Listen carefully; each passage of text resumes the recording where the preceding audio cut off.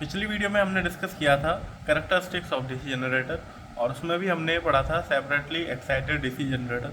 आज की इस वीडियो में हम पढ़ने वाले हैं characteristics of self excited DC generator. तो सेल्फ एक्साइटेड जो डीसी जनरेटर होते हैं उसमें शंट वाउंड भी आएगा, सीरीज वाउंड भी आएगा और कंपाउंड वाउंड डीसी जनरेटर्स भी आएंगे। तो सबसे पहले हम देख लेते हैं characteristics of shunt wound DC generator. तो ये है characteristics of self excited DC generator में सबसे पहले हम पढ़ने वाले हैं शंट वाउंड डीसी जनरेटर के कैरेक्टरिस्टिक। तो हमें पता है कि शंट वाउंड डीसी जनरेटर कैसा होता है। तो शंट में ये फील्ड वाइंडिंग होगी, इसका रेजिस्टेंस RSH हो गया, ये आर्मेचर हो गया और हम जनरेटर है तो इधर हमने लोड लगा दिया, LOAD लोड। इधर सप्लाई इधर जाएगी क्योंकि जनरेटर है तो लोड की तरफ सप्लाई जाएगी और इधर हो जाएगा IL और ये जनरेट कर रहा है तो इसकी तरफ से इधर भी सप्लाई जाएगी, ये हो गया ISH और यहाँ से जो करंट निकलेगी वो हो गया IA और आर्मेचर का जो रेजिस्टेंस होगा आर्मेचर वाइंडिंग का उसे बोलते हैं RA और जो ये प्रोड्यूस करेगा वोल्टेज वो हो गया EG। हमने पढ़ा था E0, आर्मेचर ड्रॉप हुआ तो EG के बाद जब इसकी वजह से लोड जो होंगे उसे हटा देंगे तो टर्मिनल वोल्टेज पर वोल्टेज आ जाएगा, टर्मिनल वोल्टेज। तो वोल्टेज उसके अक्रॉस हम मान लेते हैं VL या फिर VT, किसी से भी हम शो कर सकते हैं उसको। अब हम यहाँ पर देख सकते हैं कि जो करंट है इधर निकल रही है उधर जा रही है, यानी जंक्शन रूल हम देखेंगे तो हम इधर देख सकते हैं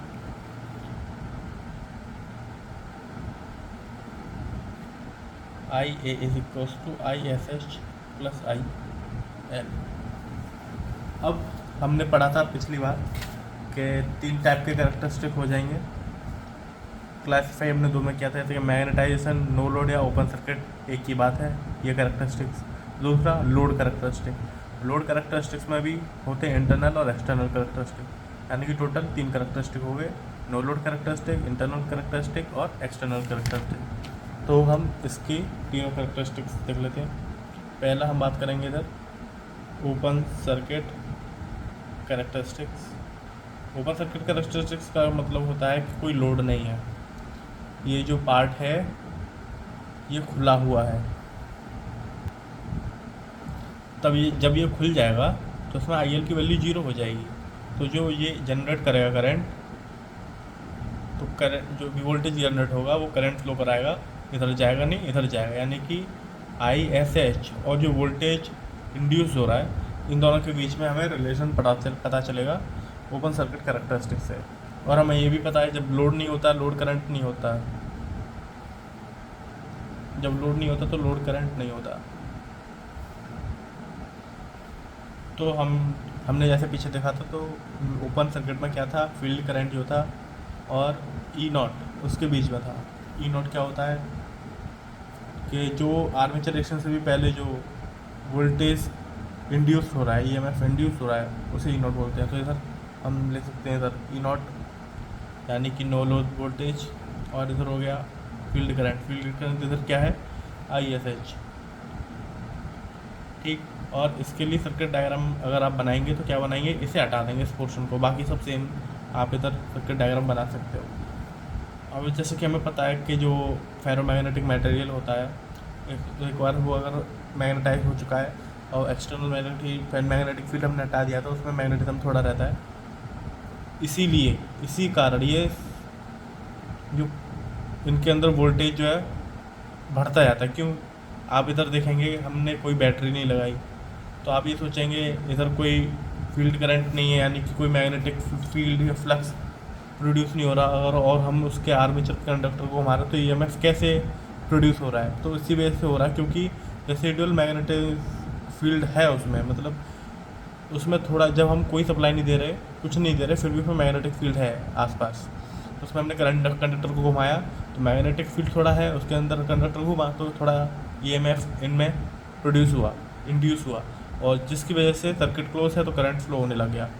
इस टाइम ये है नहीं, सर्किट क्लोज है, तो आई से करंट फ्लो हुआ, ये करंट फिर इधर से गया, ये इधर से आने की वजह से कॉयल में से निकला, तो मैग्नेटिक फील्ड और बढ़ा, तो हम स्पीड वही है लेकिन ईएमएफ बढ़ा, सॉरी फील्ड बढ़ा तो ईएमएफ की वैल्यू बढ़ी।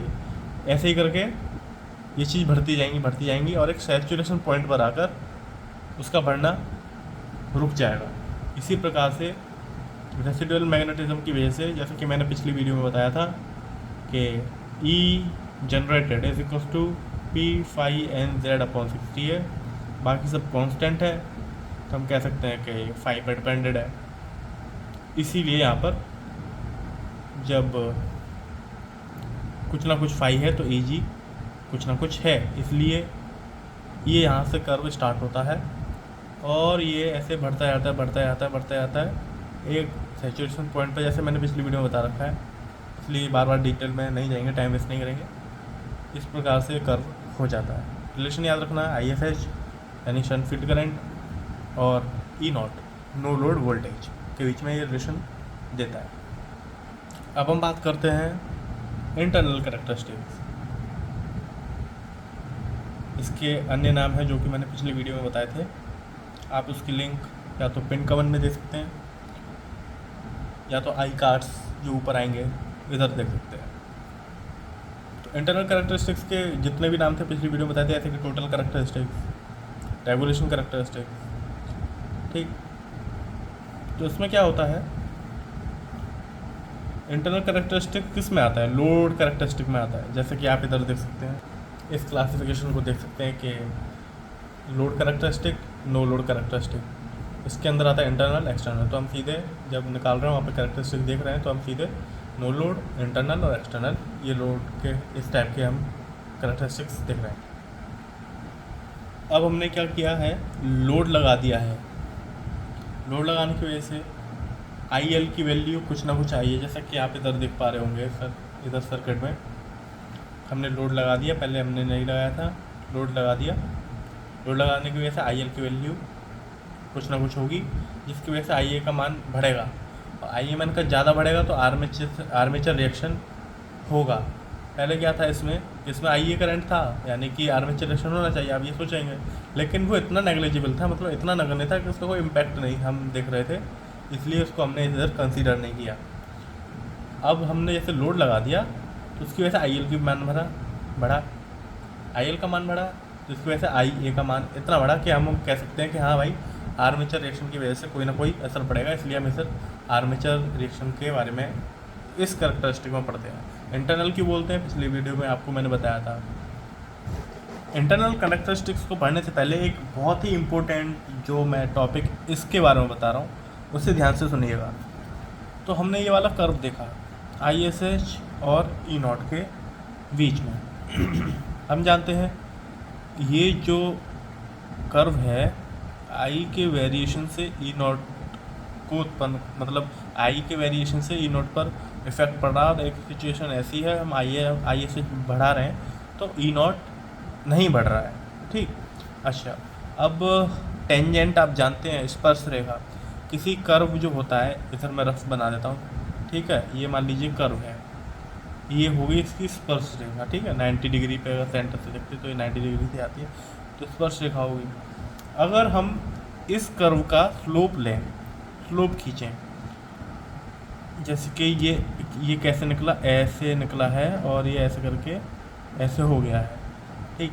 तो हम किसी भी, जैसे आपने देखा होगा ग्राफ में, तो स्लोप लेते हैं तो क्या होता है, जैसे कि ये ग्राफ है, ये रफ है, ठीक है। ये कोई कर्व है, तो हम इस कर्व है, ठीक है, इस लाइन का हमें स्लोप निकालना है। स्लोप हिंदी में क्या बोलते हैं आप देख लीजिएगा। तो हम कैसे निकालते हैं, मान लीजिए ये y एक्सिस है, ये x एक्सिस है, तो हम इधर क्या कर देते थे, dy/dx, मतलब जो स्लोप m से दिखाते हैं dy/dx। अब आपको पता चल गया होगा m से मतलब क्या है, हिंदी में बोलते होंगे, तो इसे बोलते हैं स्लोप, dy/dx। इसी प्रकार से हम इस लाइन, इस कर्व का हम स्लोप निकालते हैं, तो स्लोप होगा एकदम सीधे, ठीक। और इसकी जो वैल्यू होगी उसे हम बोलेंगे क्रिटिकल रेजिस्टेंस, AB से हम शो कर रहे हैं, ठीक है। और इसे हम बोलेंगे क्रिटिकल रेजिस्टेंस। इस स्लोप को बोलेंगे हम क्रिटिकल रेजिस्टेंस। क्यों इसे रेजिस्टेंस बोल रहे हैं? क्योंकि हम जानते हैं, हमने इधर देखा m is equal to D Y over D X. Y की वैल्यू क्या है? E naught. एक्स की वैल्यू क्या है? I S H. हम ओम्स लॉ के अकॉर्डिंग जानते हैं v equals to I R के according v upon I equals to क्या था? आर। यानी कि ये आर है। कौन सा आर है? ये क्रिटिकल रेजिस्टेंस वाला आर। तो ये हो गया क्रिटिकल रेजिस्टेंस इस लॉ की हम बोल रहे हैं। अब मेन बात आती है क्रिटिकल रेजिस्टेंस है क्या चीज़। और ध्यान रखिएगा, मैं बहुत सारी चीज़ इधर नहीं लिख रहा हूँ, लेकिन मैं बोल रहा हूँ, जो बोल रहा हूँ आपको उस पर ध्यान देना है। और अपने नोट्स में जो मैं बोल रहा हूँ, जैसे कि ई नॉट को बोलते हैं नो लोड वोल्टेज, तो आपको उसमें लिख लेना है, ठीक है? क्योंकि लिखूँगा तो ज़्यादा टाइम वेस्ट होगा, लेकिन जो मैं बोल रहा हूँ उस पर बहुत ध्यान से सुनिएगा। तो क्रिटिकल रेजिस्टेंस के बारे में आपको बता देता हूँ, बहुत इंपॉर्टेंट है। तो जैसा कि आप इधर देख पा रहे हैं, इस फिगर को देखिए, क्रिटिकल रेजिस्टेंस क्या होता है? वो रेजिस्टेंस का मान, वो लोड रेजिस्टेंस का मान जिस पर या जिससे ऊपर शंट वाइंडिंग में करंट का फ्लो होता रहता है या फिर होने लगता है, उसे, उस लोड रेजिस्टेंस को क्रिटिकल रेजिस्टेंस बोलते हैं। ठीक, कैसे? मान लीजिए हमने ये नहीं लगाया, ठीक, ये ओपन है, तो सीधी सी बात है भाई, ये सर्किट पूरा है, तो ऑब्वियस सी बात है कि करंट सीधे इसमें से जाएगा, ठीक। अच्छा, अगर हम इसे शॉर्ट कर दें, इसे हम शॉर्ट कर दें, तो फिर हमें क्लियर पता है कि भाई करंट को जो है लो रेजिस्टेंस पाथ फॉलो करना होता है। मतलब जहाँ पर जितना कम प्रतिरोध होगा उसमें से करंट जाना प्रेफर करेगी, उसे अच्छा लगेगा कि उसमें से आराम से पहुँच जाएगी। तो हम शॉर्ट कर रहे हैं तो पूरा करंट इधर जा रहा है, इसमें कुछ नहीं जा रहा, ठीक। अच्छा, हमने शॉर्ट से हटा के हमने बहुत ही कम लोड हमने इधर लगाया, और वो लोड जो है, जो इसका रेजिस्टेंस इससे कम है, ठीक है, आरएसएस से कम है। आरएसएस से कम है तो इसका मतलब सीधी सी बात कि जिसका पाथ में करंट, वो रेजिस्टेंस कम होगा, करंट उसमें से जाएगी। तो इसकी वैल्यू इससे कम है, यानी कि इसमें से करंट जाएगा। अब ऐसी स्थिति आई कि इसके बराबर हो गया आर एस एच के, तो अब दोनों में से बराबर करंट जाएगा, यानी कि पहले इसमें से नहीं जा रहा था, अब इसमें से जाने लग गया, ठीक। तो वो वैल्यू जिस पे या जिसके ऊपर आर एस एच में से करंट जाना स्टार्ट हो रहा है, उस वैल्यू, उस लोड वैल्यू को बोलते हैं क्रिटिकल रेजिस्टेंस, यानी कि minimum value of load at विच और above which current through the shunt winding start flowing। अच्छा, अगर ये हम नहीं, इससे क्रिटिकल रेजिस्टेंस से हम कम का लोड लगाते, इसमें से करंट जाता, इसमें से करंट नहीं जाता, इसकी वजह से जनरेशन वोल्टेज का होता ही नहीं, ठीक। तो ये एक कॉन्सेप्ट था क्रिटिकल रेजिस्टेंस का। अगर आपको क्लियर हो गया तो अच्छी बात है, नहीं हुआ है क्लियर तो आप कमेंट में लिख सकते हो, उस और अच्छी तरह से आपको डिटेल में इसके बारे में बता दूंगा, वरना जितना मैंने बताया उसमें आपको क्लियर हो गया होगा। अब जैसा कि मैंने क्रिटिकल रेजिस्टेंस की वैल्यू, सॉरी, डेफिनेशन या परिभाषा उसमें यहाँ पर नहीं लिखी, तो इसका मतलब ये नहीं कि मैंने आपको बताई नहीं, मैंने आपको बता दी, आप उसे अब अपने नोट्स में लिख लीजिएगा, यहाँ पर मैं नहीं लिख रहा हूँ। अब इंटरनल कैरेक्टरिस्टिक्स पढ़ लेते हैं। इंटरनल कैरेक्टरिस्टिक्स में आता है लोड कैरेक्टरिस्टिक्स में, और लोड कैरेक्टरिस्टिक्स का मतलब है इधर हमने लोड लगा दिया, तो वहाँ पहले बता चुका हूँ मैं, ठीक है, अभी इसी वीडियो में कि आई एल की वैल्यू बढ़ी, जिसकी वजह से आर्मेचर रिएक्शन का मान अब इतना बढ़ा गया, वो वोल्टेज का ड्रॉप करवा रहा है। तो हम कह सकते हैं कि जो ये कर्व है, ये कर्व किस किस के बीच में दे रहा है करंट? एक तो ये दे रहा है आई ए के बीच में, क्योंकि इसे हम कंसिडर नहीं कर रहे आई एल को इधर, क्योंकि हमने कोई रेजिस्टेंस नहीं देख रहे हैं वाइंडिंग का आर्मेचर की, हम खाली इंटरनल देख रहे हैं, खाली हम आर्मेचर की वजह से देख रहे हैं, आर्मेचर की वजह से, यानी कि आई ए की वजह से। तो आई ए, और इधर हमने ई नॉट भी ले लिया एक ही ग्राफ में, और ई जी भी ले लिया। ये दोनों की वैल्यू इक्वल नहीं है, ये कॉमा लग रहा है, यानी कि हम इसमें दो ग्राफ बनाएंगे। तो पहला ग्राफ तो यही है, इसमें बना देते हैं। ये हो गया ई नॉट की वैल्यू। अब आर्मेचर रिएक्शन की वजह से ये ड्रॉप हो रहा है, ये होगी ई जी की वैल्यू। और ये जो ड्रॉप है, कहाँ से कहाँ ड्रॉप है, ये यहाँ से, और ये वाला ड्रॉप कहाँ आ गया ऐसे यहाँ पर। तो ये वोल्टेज ड्रॉप जो है, इसको हम बोलेंगे आर्मेचर रिएक्शन ड्रॉप। इसमें बस इतना ही था। अब थर्ड हम कैरेक्टरिस्टिक देख लेते हैं, एक्सटर्नल कैरेक्टरिस्टिक। इसमें क्या होगा, लोड जो है उसकी वजह से जो रेजिस्टेंस है वाइंडिंग का, आई एल फ्लो हो रहा है रेजिस्टेंस में से, मतलब वाइंडिंग में से, तो उसकी वजह से जो ड्रॉप होगा उसे भी हम कंसीडर करेंगे आर्मेचर रिएक्शन के साथ साथ। इसमें खाली हमने आर्मेचर रिएक्शन को किया था, अब हमें इसमें जो है आर्मेचर रिएक्शन प्लस जो रेजिस्टेंस की वजह से जो ओमिक ड्रॉप हो रहे हैं उसको कंसीडर हम एक साथ करेंगे। तो वही चीज़ है इधर भी, E naught comma E G comma V L या फिर वी टी। और ये किसकी वजह से है भाई, लोड करंट की वजह से, एक्सटर्नल यानी कि लोड की वजह से। यहाँ से स्टार्ट होगा पहला वाला ड्रॉप, पहला वाला कर्व बन गया ई नॉट, इसके बाद यहाँ से ड्रॉप हुआ ई जी, और अगर हम ओमिक ड्रॉप को भी कंसिडर करते हैं तो वही हो गया इधर वी एल।